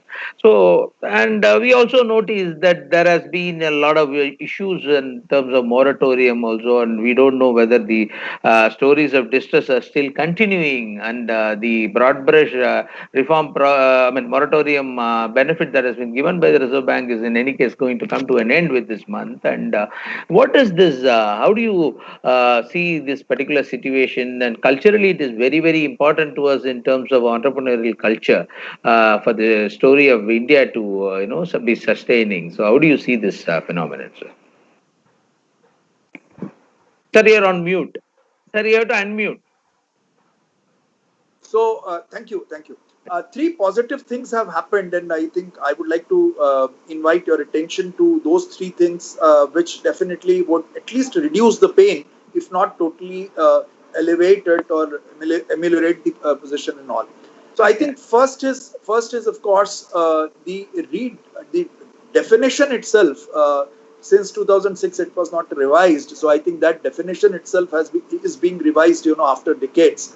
So that itself includes more enterprises under MSME. So whatever benefits are there to an MSME, micro, small and medium enterprise, these now get extended with turnover as well as the investment in plant and machinery, investment in, I think the fixed assets and all, this getting redefined. With that, I think more and more enterprises would be included. So right now, I think they had 40% share in the exports of the country, but with this definition being revised, more enterprises being included in the MSME, probably they will have more than 50% share. One big problem with MSMEs is that they do not have deep pockets. So if there is a setback, then I think it's very difficult for them to raise resources, because even in equity markets, people would not happily subscribe to their shares the way they would do it for large corporates. Second is, of course, even for debt markets, NCDs and all, there would be lesser subscribers to their instruments there if they are the issuers and all. So, and even for banks for that matter, because their rating comparatively would be lower, they would not be AAA, AA. I mean, some would be there, but not most of them. So they would be around maybe triple B plus. I'm talking of the external rating. And similarly, internal rating of the banks, which, I mean, their models also are based on more or less the way external rating agencies do the ratings and all. So I think if you sum up, connect the dots and all, it's a real challenge for MSMEs to raise resources. So I think what government has done is, first is of course changing the definition, expanding it, bringing more enterprises into it. Second is guaranteeing the loan to them, at least to the extent of 20% of whatever was their limit, whatever were their limits as on 29th February 2020, pre-COVID. And third is the restructuring. You said moratorium would be over on 31st August. You're right, but the MSME restructuring would continue till 31st March 2021. So once that restructuring part is done, I think the repayments could be rescheduled to take care of the immediate crisis or pain to them. Their margins could be reduced, and accordingly, you can have a longer inventory holding or receivable period. At the same time, even pricing can be reduced because interest rate, the way a policy rate has been cut to the extent of 250 basis points from the recent peak, presently at 4%. I think, making banks follow the external benchmark linked, pricing from 1st October 2019. More and more MSMEs are getting the benefit of lower rates of interest. So I think financial cost reduces. You have the restructuring through which the time is bought for them to come back on their feet, and creating liquidity for them by guaranteeing the loan given to them. All these three pillars, I'm sure, would reduce their pain, if not totally, eliminated. Okay. Thank you, sir. Thank you for your wonderful response. And I really need to thank you. And we need to, with the permission of all the panelists and the participants, I'm allowing Mr. Ashutosh Kajuria to leave because he has to attend a meeting immediately. We have And a board subcommittee meeting, audit committee of the board. I see. Okay. It's very important. So now it's very difficult to get you people. So we really appreciate you for having shared your views, sir. And please convey my regard to your MD and CEO, Mr. Shyam Srinivasan, also. And I really thank your head of finance for interfacing with you and bringing you on board for this discussion. Thank you so much, sir. Thank you very much. Thanks a lot. Thanks, other panel members. With your permission, logging off. Thank you. Okay, thank you. Yeah, so we'll continue our discussion, and the next question I thought I'll bring in our DMD sir again. Sir, in the there is again a view that the offices will be going forward in the post-pandemic situation will become more like convention centers, and it is used to be like it is likely that these kind of offices would be required only for very difficult handling, in-person meetings or difficult conversations or bouts of creative thinking exercises, episodes of intense planning, review, and so on. And the normal work will keep happening through the work from home route, and employees, as some of the other participants, panelists were telling, might happen as a work from anywhere, and the option will be given to the employees to come weekly, 2 days, 1 day, or whatever, and this kind of thing. So the kind of change that we can expect in the cultural impact on this when it comes to the having the same shared culture and the shared values of the institution, how do you visualize as we proceed? Yeah, thank you. And just be responsive to the situation. I was just seeing some of the comments on YouTube and the live streaming which you're doing. So मैं ऐसे तमाम दर्शकों को जिन्होंने ये लिखा है कि हम अंग्रेजी नहीं जानते और अंग्रेजी में इस तरह की आत्मनिर्भरता की बात करके आप क्यों ये काम कर रहे हैं, मैं आप जो भी लोग YouTube से देख रहे हैं, मैं आपको आश्वस्त करता हूँ कि अगली बार हम कोई मीटिंग करेंगे जिसमें कि कोशिश करेंगे कि ये हिंदी और अंग्रेजी का मिला रूप हो या हिंदी का रूप हो। इसलिए हम क्षमा प्रार्थी हैं ऐसे तमाम दर्शकों से, क्योंकि हमने ऐसे दर्शक देखे हैं जो हमारे बैंक के नहीं हैं। There are people who are not of the bank. Some of the employees are also there. They are also commenting, but a good number of comments are from people who are not in the bank, right? So with positive and negative comments. So I thought that it is necessary to have some disclaimer for whatever we're doing, because we are banking to the people of India, 43 crores of them, and it's not that everybody understands English. Most of them understand Hindi or other regional languages. So we're equally committed to the knowledge, say, discussion process where customers are also welcome. So thank you very much. This culture thing. Yeah. See, as Dr. Dheeraj said, that the task itself has to be understood, that whether this task, particular task, is decomposed in a manner which can be digitized, which can be 0 1 instead of some solid piece of work. Right? So, from that perspective, that all the tasks of different organizations will have different components of malleability. If you're an IT company, if you are a say company which deals in ideas, then probably everybody can work from home. Or if your clients are in the ecosystem in which you live, say for IT companies, the ecosystem, everybody is in IT world, so they're in a different kind of sphere, right? But the economic activities of different industries are different. So the malleability is also different. For an institution like bank or institution like even healthcare, you can have a telemedicine, that's wonderful. You can have a doctor telling you that this is the drug you require, or the doctor will have to talk to the nurse or the compounder that this is the medicine you administer. But there has to be a bed and there has to be a dripping machine until unless we have something which flows in air, and there has to be a solid liquid or say tablet to go to somebody's system in order to make some impact. So you need hospitals, you need cooks and kitchens for preparing food which you would eat.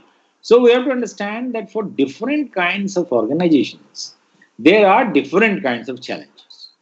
So for an organization like bank, where you can say digitize many processes, many inputs as well as outputs, and even the activity box itself is digitized, it is possible to take away a good amount of people to WFA situation. But you also, like India stack, you have also a population stack. Now, we deal with people who are 100 years or 200 years ahead of 2020.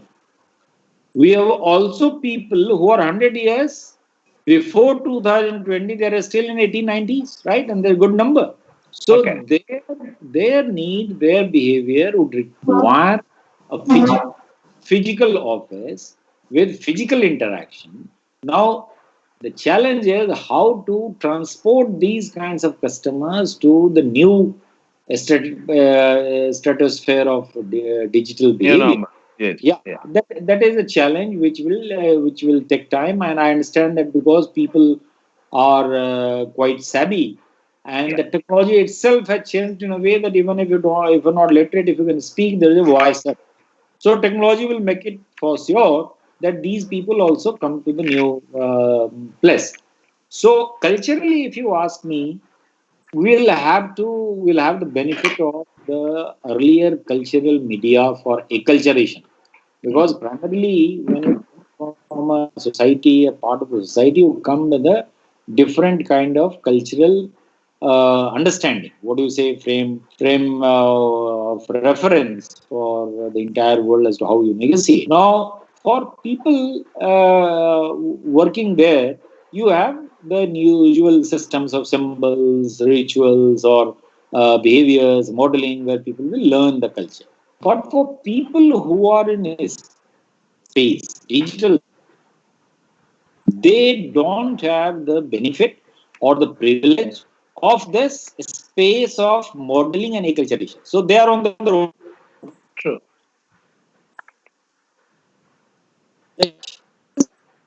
Post acculture. Organization wants not you, because the internet and www makes you the god of everything, omnipotent and omniscient.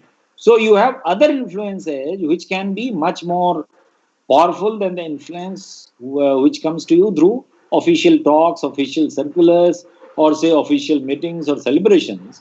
So the impact or the say the horsepower of the organizational influence on WFO or WFA Fox will be lesser than the influence which comes from the internet and different kinds of other digital influences.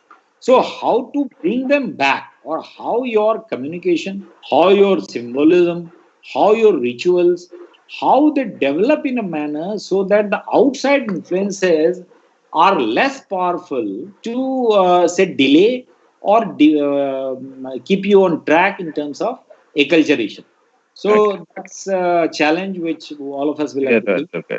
And so that's it's a hybrid kind of challenge for our different consultancy organizations. It will be easier because they deal with ideas, they deal with sort of piloting some small scale things. So it will, and they deal with people who are normally in their kind of space. So it will be easier for them. But Yeah. for everybody who is dealing with different kind of people with different kind of preparedness for dealing with this kind of COVID will require different kind of responses. So I think as bank, Yes. we will have to work on both the sides. One, what is already there, because that part, that could be a good part of people Yeah. who will be requiring that kind. Yeah. But for that part of people who will go for WFA, who will go for work from home, for them we will have to redesign and bring in new components in place of dress sense. Now I used to go to office with a tie and suit, right? As a DMD or a DGM, Absolutely. you go with a tie and suit. Now then you have a separate kind of chamber. So all these symbols, all these behavioral expectations are well entrenched, and people behave, people understand. And not only that, what I am also sort of agnostic about it is, see, why does one want to become a dean in SBIL, right? Probably the amount of money which you earn, a person who is not in SBIL situation will also earn, or maybe he would be earning much more, right? With lesser number of service conditions, expectation management, impression management, and all those things. But the ideal or ideation or aspiration which the society has built of a pyramid. Now, if you see a person in an office as, say, partner in a consultancy firm, right? Or a principal in a consultancy firm. Now, a boy who comes from MBA with an MBA degree, he sees that this person is valued, this person gets all the, say, what do you say, all the attention what he deserves. His self-esteem is regularly being bolstered by organized functions. Gives him some sort of kick to work for 18 hours a day, or maybe get some more degrees, or maybe think much beyond what he's supposed to do, stretch a bit. So the organizational aspiration, or the human aspiration or social aspiration, has been guided or has been pulled by this office setup or the people coming together. Now, still you require people for positions which require more risk taking, which require more decision making. I speak to some of them. I don't have a very large sample, but whatever sample size I have, when I ask many of the young boys and girls with very good pedigree, do you want to be, say, DMD? I don't know, go up. Do you want to be DMD? No, sir. There's a lot of issues unnecessary. I'm fine with my family, wife working, being in Mumbai. Yeah, hoga, sir. Now this is a serious situation, because if your people, if the people who will don the chairs tomorrow, if you don't give them a sense of growth or possibility which attracts, then probably you need to find out another way. For that, of course, as the speakers have said, that the human society and race is resilience, it will find its way. Of course, it will find its way. But one of the questions which is also bothering me is, say, if I have a 40 or 60 people team in my immediate office, when I pass through that office, I simply give a nod, say a smile, a simple pat. Now, this simple pat or smile keeps that man, it's a duraboline or vitamin B complex for that particular individual for at least a month. For next 1 month, the sense of being tapped, the sense of being smiled at gives him the energy to work more, gives him the contribute more. But now on this television, I can't even give a smile to Mr. Palleri that you have spoken well, or I can't say Unmesh, you have really decomposed everything and made it very lucid to people. I can't say that, right? I'll have to speak in front of everybody. But had he been an audience, I would have just smiled at him or winked at him, and our message had gone across. But what kind of new behaviors, new channels of acculturation would be required for keeping people motivated, for keeping people, aspiring? That those are the questions which still are in a stage of seeking solution. But I'm sure that we'll seek solutions for all these questions. Okay, sir. Thank you, sir. Thank you for your very verbose and extensive answer to the question. Yeah, I thought I'll bring in. In fact, again, we are totally run out of time, and we don't want to, keep others waiting. I guess Unmesh has also buzzed me that he has to attend a meeting. Unmesh, one last question before. Sorry to keep you waiting for extended time. That there is a feeling that it was Peter Drucker who said that the culture eats strategy for breakfast. So even with the best of strategies and all or whatever we talk, chances are that the organizations don't have the right culture for people to come and contribute, whether men and women or even transgenders. Chances are it's very difficult that the organizations will and the brands per se will survive. So you are consulting global companies as KPMG, people process performance culture consultant. What has been your experience? If you could, in a nutshell, give it to us and share it with us, before as a kind of closing remarks, it would have been nice. Sure. Thank you very much. And I need to run to a next meeting, but I'm going to try and keep it crisp. I think. Yeah. I know you practice agility. Like you rightly said. So I think you rightly said culture is going to be very, very important, and especially so in times of trauma like this, leader behavior matters the most. Organizational values and the principles that organization work with matter the most. The decisions that you take now, the actions that you take now, and what your people experience will be most important. Please remember that these are times and these are the actions that are taken now are going to be remembered for years to come, because this is when both sides, right, the employer and the employee, need to step up to the moral contract that both have towards each other, right? So I think therefore all the more I see that employee well-being and care is going to become central to the leadership agenda as you're going and moving forward. We saw that in manufacturing. You saw that with the moving away of the migrant workforce. Factories have opened up, but there are no people to work because the safety net that they expected was missing when they needed it most, right? And in MSME space, we struggle to provide that safety net to them. So going back again, culture of the organization, value-led leader behavior, principled leader behavior is going to matter the most in an environment of a distributed workforce where people are going to be working from remote sites, people are going to be working from hometowns, offices, and offices, like you said, Krishna Kumar, will primarily become a place where people are going to come in to take oxygen, right? To collaborate, to ideate, to get things reviewed. But office is not a place where people are going to come every day to get work done, right? That myth is already busted. I think with all of that, I think leaders will have to embrace newer behaviors. We as leaders will have to renew our skill sets, get comfortable to manage and lead in a distributed world. I mean, how do you say hello? How do you give that wink? And how do you build that connection virtually? Right? We will have to invest 20-25% more time as leaders to connect with people virtually so that they do not miss us. This world where somebody is sitting outside your room and you can have supervision is gone, right? So you need to give trust. Leaders need to intrinsically give trust, need to be very clear about the vision, direction, and expectation that we have from our people. And we need to start hiring and building a workforce